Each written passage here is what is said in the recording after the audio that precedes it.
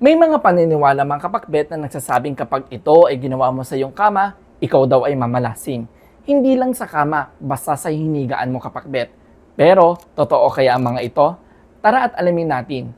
Una, ang ulo mo kapag natutulog ay nakatapat sa pintuan ng kwarto.